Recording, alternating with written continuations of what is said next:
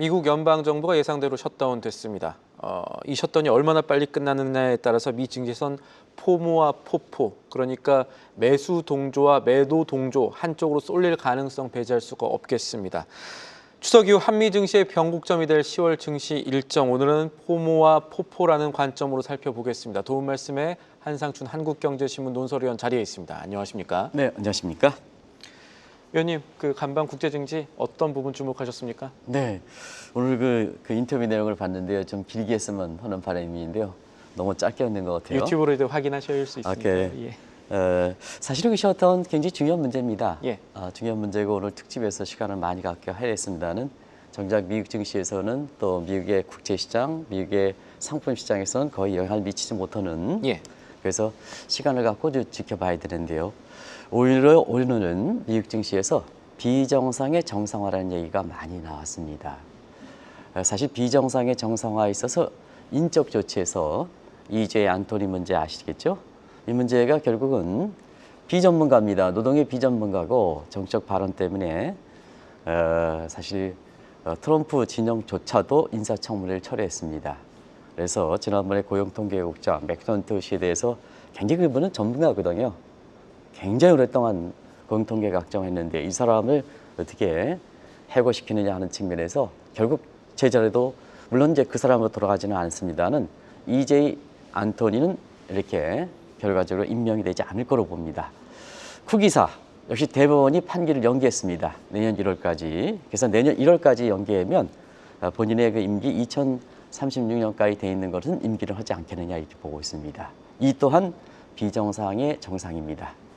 예산안 불발, 시장에서 반란을 일으켰죠. 당신이 예산안 불발, 셧다운 의도한다 하더라도 시장은 오늘 증시는 강하게 상승했습니다.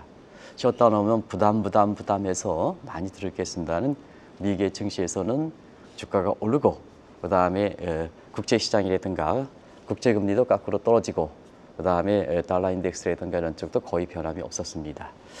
자, 그만큼 시장에서 포모적의 반란이다 이런 측면에서 포포적이라는 것을 압도했다 이런 축을 얘기합니다. 예. 그러면 시청자분은 포모적은 잘 아실 겁니다. 그래서 Terror of Missing Out 해서 주가가 올라갈 때 내 주식을 못 사는 사람이 뒤늦게 주식을 가담한다 하는 측면에서 이 내용은 잘 아실 거로 생각하는데요.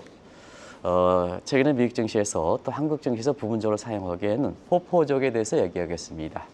원래 그 포포적은 사실은 그 피필스 아덤에 이렇게 해서 다른 사람의 의견을 굉장히 좀 의식하는 이런 사람을 얘기했었거든요. 그래서 fears of people's others 해서 시청자분이 또 사회학자 같은 경우는 이 얘기를 좀 많이 포포적으로 알려져 있습니다.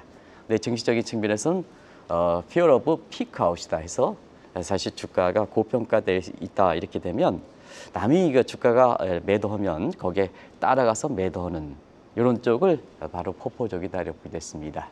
자, 앞으로 미국 증시는 지금 미국의 주가가 고평가액에 나오고 또 한국 증시도 뭐 고평가액에 나오니까 한미 증시 모두 포함해서 이러한 그 고평가액에 대해서 어떻게 평가하고 거기에 대해서 계속해서 매수 포지션을 줄 것이냐 아니면 매도 포지션으로 전환시킬 것이냐 하는 측면에 한미 증시의 모습이 좌우될 것이다 하는 이런 쪽의 새로운 증시를 보는 시각도 나오고 있다 하는 것을 말씀을 드리겠습니다. 이제 조금 있으면 한국은 추석을 맞게 되는데 말씀하신 대로 추석 끝난 이후에 한미 증시 앞날을 좀 가름할 수 있는 변수가 기다리고 있다고요? 네, 추석 연휴니까 좀 사실 오늘 방송에서는 추석이 앞으로 추석에서 이렇게 주식과 관련돼서 올해는 좀 많이 많이 말씀하실 것 같습니다. 예. 코스피가 워낙 뭐 한 5% 6% 이렇게 올랐으니까 아마 주식에서 돈 본 사람이 많으시기 때문에 추석 연휴 기간에 돈 얘기하면서 추석 연휴 이후에는 어떻게 될 것이냐 하는 측면에 많이 화제가 되지 않겠나 하는 생각이 농담이 아니라 드는데요. 용돈의 총액들도 좀 늘어날 가능성이 그렇습니다. 있습니다. 그런 측면에서 추석 이후에 10월에 한미 증시에서 영향을 미칠 수 있는 중요 일자와 일정을 좀 말씀드리겠습니다. 일단은 미국의 예산안이 불발돼서 셧다운이 된 상태에서 1차 시한은 대충 2주 정도 10월 14일로 될 거로 보이는데요. 사실 이 시한은 트럼프가 지금 예산안에 자기 살림살인데도 불구하고 서두르지 않았던 점을 감안해 볼 때 또 본인 자신은 그 너즈를 인해서 공급망의 대대적인 개혁을 추진하는 이런 의도를 갖고 있는 점을 감안해 볼 때 10월 14일보다 좀 연장될 가능성이 있습니다. 예. 이 점이 그래서 1차 시한이 10월 14일이 되기 때문에 미국 입장에서는 기한이 문제다. 그러면 1차 시한 10월 14일을 넘길 것이냐, 장기화된다, 아니면 단기화된다 하는 측면에서 여러 가지 시각들을 보실 겁니다. 근데 장기화될 가능성이 높습니다. 장기화되더라도 사실 트럼프가 의도하는 이런 측면이 있기 때문에 증시에 미치는 영향은 그렇게 크진 않다 하는 것을 말씀을 드리겠습니다. 더 큰 문제가 관세죠. 시청자 여러분, 대법원 판결이 10월 14일까지 되어 있습니다. 예. 이거 연기될 가능성이 있습니다. 그러면 지금까지 동맹국에 부과됐던 상호 관세라든가 이런 거 어떻게 될 것이냐 하는 측면인데요. 지금 플랜 B를 마련해 놓고 있다 하는 것을 시청자한테 말씀드렸습니다. 근데 이제 상호 관세에서 부각된 것을 사실 플랜 B에서 하려면 법적 근거가 이렇게 변화해야 됩니다. 예를 들어서 상호 관세에서 부각된 한국에 대해서 관세를 무역법 122조, 무역확장법 232조, 그다음에 관세법 300조 변화하는 과정이 있거든요. 이 과정에서 혼란이 있을 수도 있다 하는 것을 말씀을 드리겠습니다. 그런 점이 인대하는데요. 결과적으로 우리 입장에서 어떻게 될 것이냐 하는 측면에서는 미국에서 법적 근거가 바뀌는 관계에 의해서 혼란이 있겠지만 우리 입장이라든가 동맹국 입장에서는 상호 관세에서 부담됐던 부담에선 크게 사실 완화될 가능성은 적다 하는 것을 말씀을 드리겠습니다. 부담 완화될 가능성이 없다라고 짚어주셨고, 그러면 관세는 우리가 해결해야 할 큰 산으로 남게 됐고, 셧다운 역시도 이것이 길어지면은 일단 당장 이번 주 고용 보고서는 안 나올 가능성 매우 높고, 뒤이을 CPI와 같은 물가 지표도 나오지 않을 가능성이 있겠죠. 그러면은 이달 28일부터 열리는 이 FOMC 회의에는 이 데이터 공백, 데이터 블랙아웃이 어떤 영향을 미칠 것으로 보십니까? 네, 아주 중요한 대목을 지적했는데요. 셧다운 기간에 고용과 이렇게 물가 지표를 이렇게 발표하지 않으면 고공 속에 날아가서 공중 속에 날아가서 10월 28일 날 FOMC를 거친다 이렇게 얘기하는데 그렇지는 않습니다. 왜냐하면 고용과 그다음에 고용 통계는 노동부에서 발표하고 예. 그다음에 물가 통계는 상무부에서 발표해야 되는데요. 거기에 통계를 전적으로 믿지는 않습니다. 페드 내에서 포브스 틈이 있는데 예. 페드 자체에서 그와 관련된 준하는 지표를 갖고 있다 하는 것을 말씀을 드리겠습니다. 그런 측면에서 자꾸 이게 앞서도 누가 그랬습니다는 사실 셧다운은 공식적으로 미 상무부와 노동부의 양대 지표와 관련된 이런 건데요. 백업 데이터가 왜 없습니까? 통화정책과 관련돼 있는 중요한 의사결정을 하는 FOMC, 페드 입장에서는 왜 한국의 전산망이 이렇게 없을 때 혼란이 이렇게 크게 되지 않았냐 하는 측면에서는 금융사마다 백업 시스템이 잘 돼 있는 것은 실질적으로 보면 우리와 달리 굉장히 금융시장의 혼란을 잊지 않았지 않습니까? 그런 측면에서 페드 입장에서는 양대 창조 지표입니다. 본인의 지표입니다. 다른 부처의 내용, 노동부의 발표는 고용지표, 상무부에서 발표하는 물가지표에만 의존하겠습니까? 백업 데이터가 있다 이렇게 보이겠습니다. 그런 측면에서 사실 셧다운에 대해서 물론 통계가 발표되지 않는 혼란을 겪을 것이다 하는데 실제로 시장에서는 왜 이렇게 3대 지수가 올랐을까 하는 측면에서는 오히려 지금 미국에서 이렇게 보면 고평가 얘기 있기 때문에 결국 금리 인하 여부가 가장 중요하다는 얘기를 했지 않습니까? 그런 측면에서 지금의 고평가 문제에 대해서는 소위 포포족은 고평가됐으니까 주식을 팔아야 되겠죠. 그런데 포모족은 뒤늦게 사실 이렇게 지금의 고평가 문제는 발상의 전환이 필요하다.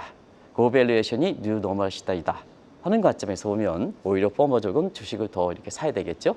그런 측면에서 포포족을 앞두다 보니까 미국 주가가 올라가는 이런 형국을 벌여주고 있다 이렇게 됐습니다. 결과적으로는 금리 인하입니다. 그러면 시청자 여러분 한번 10월 28일에 있는 10월 FOMC에서 어떻게 될 것이냐 하는 측면에서는 양대 지표에 사실은 셧다운 문제가 이렇게 기간에 따라서는 그때까지 셧다운 되면 공식적으로는 양대 창조 지표가 발표되지 않습니다. 근데 사실 의제 변수에서 보면 점도표상에서 보면 페드 멤버들의 전문적인 식견에 의해서 나오는 점도표상으로 보면 올해 내에 2차례 정도 됐고 2차례 회의가 남아있기 때문에 0.25%포인트의 금리 인하가 된다 하는 것을 말씀을 드리고 그다음에 사실 위험 관리라는 측면에서 파월이 얘기했기 때문에 위험 관리라는 측면에서는 소프트 컷에 해당되는 0.25%를 내리지 않느냐. 그러면 셧다운 되기 때문에 고용 지표가 발표되지 않고 물가 지표가 발표되지 않기 때문에 사실 그 10월 FMC에서는 허공속에 든다. 절대 그렇지 않습니다. 절대 그렇지 않습니다. 그런 점을 좀 다시 한번 좀 말씀을 드리겠습니다. 실제로 이 패드워치 봐도 이 시장에서는 금리 인하가 연내 앞으로 2번 할 것 같다라고 거의 확정해서 생각하는 모습이 또 네, 그렇습니다. 셧다운 이후에 관측이 됐고, 말씀해 주신 것은 자체 데이터를 연준이 갖고 있기 때문에 데이터 공백이라는 것이 생각보다 큰 문제 아닐 수 있다라는 점 중요한 부분이었습니다. 네네. 시야를 좀 더 넓혀보겠습니다. 이달에 예정돼 있던 중국의 사중전의 일정 확정됐습니다. 이것이 10월 글로벌 증시 중요 변수가 될 수 있을까요? 네, 아주 중요한 변수가 돼 있죠. 최근에 중국 증시가 또 이렇게 3,800까지 뛰어오른 상태에서 예. 한국의 그 중국 투자하는 중화개미 입장에서도 중국 증시가 지금 다시 한번 이렇게 오랜만에 그 부각되고 있는 이런 상태인데요. 사실 이틀 전에 이달에 열릴 거로 봤습니다는 일정은 확정되지 않았었거든요. 이틀 전에 20일부터 23일 동안 2박 3일 과정에서 사중전의 회의가 공식적으로 결정됐습니다. 이 내용은 아주 굉장히 중요한 내용이 될 겁니다. 왜냐하면 일단 시진핑 자체가 올해 들어서 미중 패권에서 결국 수세에 몰렸지 않았냐 하는 내부적인 비판, 중국 내부적인 비판, 예. 밖에서는 다른 비판이 있을 수가 있습니다. 그리고 올해 대내적으로 보면 실각설이 계속해서 나왔지 않습니까? 그렇지만 지난번에 전승절을 계기로 해서 이제 실각설을 잠재웠다는 측면에서 그 바탕 위에 사중전회를 열다 보니까 이 사중전회는 2027년에 이렇게 시진핑의 연임 문제를 이번에 결정하는 겁니다. 그런 점에서 세계에서 보면 시진핑의 연임 문제는 미국의 셧다운보다도 경우에 따라서는 더 중요할 수가 있겠죠. 더 중요합니다. 더 중요합니다. 그래서 지금은 후계자 없이 이렇게 사실 그 사연임이 결정되는 이 시나리오가 강한 거로 걷습니다. 그런데 사연임을 확정할 때 후계자로 그 두느냐, 보통은 그렇게 두거든요. 그런데 지금은 시진핑이 후계자 지정 없이도 이렇게 확정될 것 같습니다. 이것이 이제 국제사회에 어떤 영향을 미칠 것이냐, 증시적 측면에서 어떤 영향을 미칠 것이냐 하는 측면이 굉장히 관심이 되고 있다 이렇게 보겠습니다. 분명한 것은 올해 실각설이 너무나 이렇게 굉장히 크게 나왔습니다. 예. 그래서 사중전회를 계기로 해서 본인 자신의 사연임 문제가 이렇게 결정이 된다면 숙청은 불가피하다. 그래서 실각설의 이렇게 가장 주 범위였던 당 군사위원회 1부주석 장유샤, 시청자분들 아시겠죠? 장유샤의 위치는 어떻게 될 것이냐 하는 측면이 벌써부터 관심이 되고 있다는 것을 말씀드리겠습니다.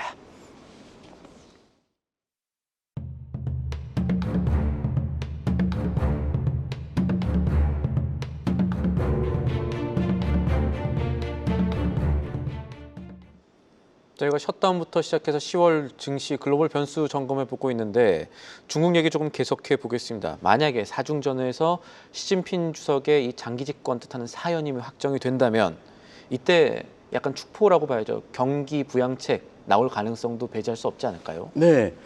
실각설에서 사실 사연임이 되면 가장 문제가 인민의 고통을 안정시키는 것이 예. 가장 중요한 문제가 되겠죠. 근데 지금은 인민의 고통을 안정시킬 수 있는 경제 상황이 아닙니다. 1분기에 중국 경제 성장, 2분기에 전부 5%를 됐습니다는 7월 이후에는 갑작스럽게 월별 지표들이 좀 안 좋게 나오고 있습니다. 그것이 소비든 설비 투자든 고정자산이든 대미수출이든 다, 그리고 생산자 물가는 계속해서 마이너스 국면이 되고 있는 이런 상황입니다. 그래서 지금 상황에서 시진핑이 4연임을 결정해서 그대로 시장에 경기 부양책이라든가 증시 부양책 없을 때는 2015년 사태 시청자 여러분 아실 겁니다. 이 사태가 재현될 가능성이 있습니다. 그래서 이거 방지 차원에서 4연임이 확정되면 경기 부양, 증시 부양 이 차원에서 대대적으로 경기와 증시를 동일한 각도에서 이렇게 부양하지 않겠느냐. 그러면 경기와 증시를 동일한 각도다 하면 경기 대책으로 해서 재정 정책과 그다음에 통화 정책, 전통적인 정책은 지금 중국에서는 잘 먹히지 않습니다. 예. 그렇기 때문에 경기와 증시를 동시에 본다 하는 것은 제3의 대책으로 주가를 끌어올려서 결국은 인민들의 이렇게 주머니 사정이 툭툭해지면 거기서 백화점에 가서 소비해서 경기를 끌어올린다 하는 제3의 대책으로 친증시 정책을 취할 것이다 이렇게 보겠습니다. 그래서 지금은 이제 친증시 정책이 계속해서 나오고 이 영향이 받아서 상해 지수가 지금 3,800을 지나서 아마 모르긴 몰라도 아마 이달 내에서는 4,000포인트 가는 것도 기대해 볼 수가 있습니다. 예. 아마 시청자 여러분, 중국 증시가 4,000포인트 되면 아마 이달 추석 끝나고 나서는 굉장히 아마 이슈들이 많을 것 같습니다. 지금 그럴 가능성이 높은 게 어떠냐면 부동산 자금 자꾸 이렇게 증시로 유입하고 있습니다. 저는 그 개인적으로 정치인에게서 죄송합니다는 정청래 지금 집권당 우리 민주당 대표시죠? 이분이 증시 부동산에서 주식으로 이렇게 자금을 유도하겠다, 코스피 5천 가겠다, 예. 이렇게 해서 신뢰는 반드시 지키겠다 하는 저는 뭐 주식에 그 참여하는 사람은 정치의 성향과 관계없이 이분한테 박수를 칩니다. 성향이 이렇게 개인적으로도 뭐 여러 가지 연을 갖고 있는 분인데요.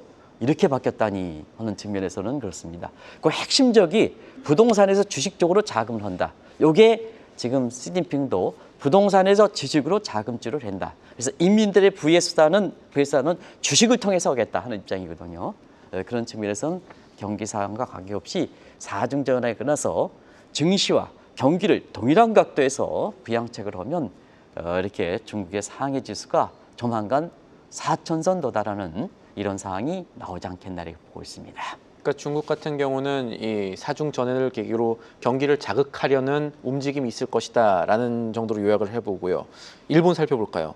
일본은 지난달 총리 사퇴했습니다. 이시바 총리 사퇴한 이후로 자진 사퇴한 이후로 자민당 총재 선거 이틀 앞으로 다가왔는데 어떻게 보십니까? 네, 이 또한 우리 문제. 네. 사실 한국과 일본 간의 관계, 엊그제도 이시바 총리와 이재명 대통령 간에 이렇게 회담이 있었습니다는 사실은 오히려 차기 총리로 들어오는 일본의 총리와 한국과의 관계에서는 여러 가지 변수가 있습니다. 왜 그러냐면 이시바와 아주 다른 분이 이렇게 사실 차기 총리로 들어올 수 있고 나이상으로 보더라도 굉장히 격차가 나는 과거에 우리나라의 이렇게 대통령과 일본의 이렇게 수상가는 일본이 좀 계파 정치이기 때문에 나이가 좀 많았습니다. 그런데 이번에는 확 달라질 가능성이 있습니다. 그래서 한일 관계도 굉장히 큰 변수가 될 수가 있습니다. 그게 이틀 앞으로 다가왔다 이렇게 됐습니다. 원래는 이제 9월 초에 자민당 총재 선거 있었죠. 총재 선거가 예정돼 있었죠. 원래 자민당 총재는 집권당이기 때문에 총리가 되는 겁니다. 그런 과정에서 사실 자민당 선거 직전에 일단은 중의원과 참여원 선거 패배, 그다음에 관세 정책 같은 여러 가지 실정 문제 때문에 25가 결국은 이렇게 사임을 했습니다. 그래서 연기됐던 자민당 선거가 10월 4일에 치러진다 이렇게 됐습니다. 그런 과정에서 지금은 나케시 가장 지금까지 앞섰었죠. 고이즈미 두 번째로 이렇게 됐고, 근데 지금 하야시가 막판에 부장하고 있습니다. 예. 그래서 지금은 3강 구도가 되고 있는데요. 이런 상황에서는 1차 투표에서는 과반수가 좀 얻기는 힘들 것 같습니다. 그래서 대체로 2차 투표, 결선 투표가 될 거로 이렇게 보이는데요. 지금은 고이즈미는 확정돼 있고 나머지 다케이시냐 하야시냐 하는데 지금 하야시가 될 가능성이 높습니다. 현재 2위로 올라섰죠. 그렇습니다. 예. 그래서 다케이시가 굉장히 많은 언론들에서 이분이 되지 않겠느냐 하는 시각이 있었는데 완전히 상황이 바뀌고 있다. 왜냐하면 이분이 좀 우익 그렇죠. 성향이 그렇죠. 강하기 그래서 때문에 이제 외교 우리가 관계 때문에 그럴 겁니다. 이렇게 예. 이시바 총리가 이렇게 사임했을 때도 저희가 이 방송을 통해서 다케이시보다는 고이즈미가 될 가능성이 높지 않느냐 하는 예. 일색으로 한 달 전에도 분석해 드린 적이 있습니다. 근데 국내 언론에서는 다케이시 문제에 대해서 굉장히 이렇게 우선순위를 뒀었는데요. 지금 상황이 완전히 달라졌습니다. 그런 것에서 지금 결선 투표에서 고이즈미와 하야시가 붙는 다르데 일본은 계파 정치이기 때문에 고이즈미 주니치의 이렇게 자제분 되시는 이분이 이제 젊은 칼라로서 사실 이렇게 차기 총리로 이렇게 될 경우에는 미국과의 관계에서는 상당히 젊은 사람들답게 과거의 전통을 이어받지 않으려고 합니다.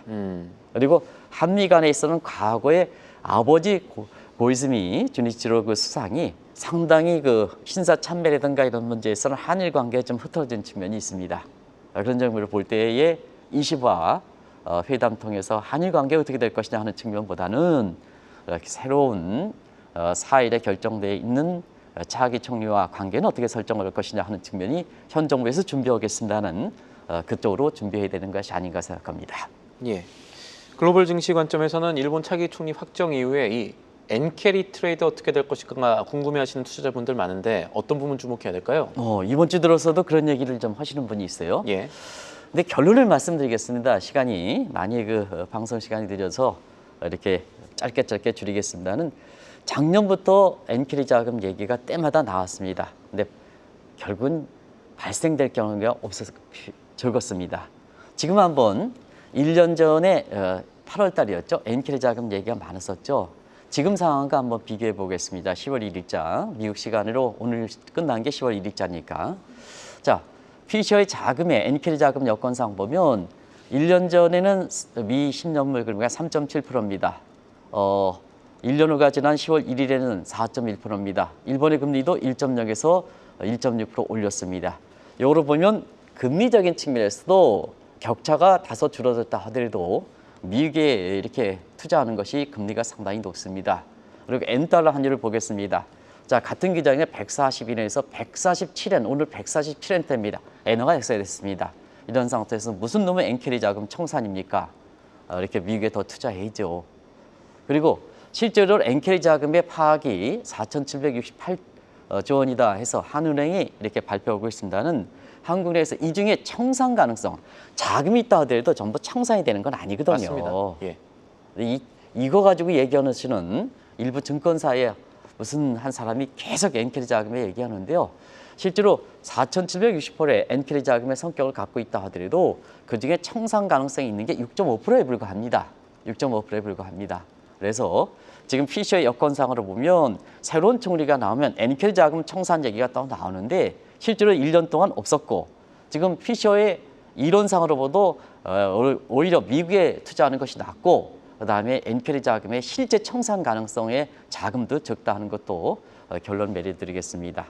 오히려 일본 내는 엔캐리 자금 청산보다 데킬라 위기가 더 이렇게 우려되는 상황입니다. 왜 그럴까? 일본의 열린여당이 현금 살포라든가 이런 걸 많이 했고 그다음에 창점당이라든가 야당에서는 굉장히 사실 미국과의 관계라든가 이런 게 끊어버리려는 이런 속성을 갖고 있거든요. 그런 측면에서는 오히려 일본이 국채가 더 엔캐리 자금 청산보다도 더 부각될 것이다 하는 것을 말씀을 드리겠습니다. 말씀하신 부분이 중요한데 엔캐리 트레이드가 늘어나는 것과 엔캐리 트레이드 자금이 청산되는 건 사실 다른 문제라고 봐야 되니까요. 알겠습니다. 마지막 질문 간단히 드리겠습니다. 다가오는 에이펙 정상회담, 여기서 이 미국과 북한 간 회담 가능성 혹은 미중 간 회담 가능성, 증시 측면에서, 우리 증시 측면에서도 이거 어떻게 봐야 될까요? 네, 에이펙 정상회담 굉장히 우리 증시와 경제 입장에서는 사실 증시와 경제뿐만 아니라 미국과 한국 관계 또 중국과의 관계, 러시아 관계에서 굉장히 좀 변곡점이 될 가능성이 있습니다. 예. 이건 별도로 좀 시청자분한테 하는데요. 지금 트럼프 입장에서는 김정은한테 직접 달려가는 분위기가 역력한 것 같습니다. 그런 측면에서는 이 내용을 좀 다 말씀드리고 싶은데요. 결국 다음에 좀 말씀드리겠습니다. 아무튼 30일에 10월 1일까지 양일간 있는 에이펙 정상회담은 굉장히 중요한 거다. 다음에 한번 이 내용은 추석 끝나고 나서 더 말씀드리겠습니다. 알겠습니다. 요약하면 10월 초에는 일본 변수 그리고 셧다운 변수는 상주하고 있고 10월 말쯤에는 중국과 에이펙 변수 잘 살펴봐야 된다라는 말씀이시죠. 알겠습니다. 오늘 말씀 여기까지 듣죠. 지금까지 도움 말씀의 한상춘 한국경제신문 논설위원이었습니다. 오늘도 감사합니다. 네, 고맙습니다. 계속해서 다양한 경제 이슈를 알고 싶다면 구독과 좋아요, 알림 설정 부탁드립니다. AI 캐스터 권미정이었습니다.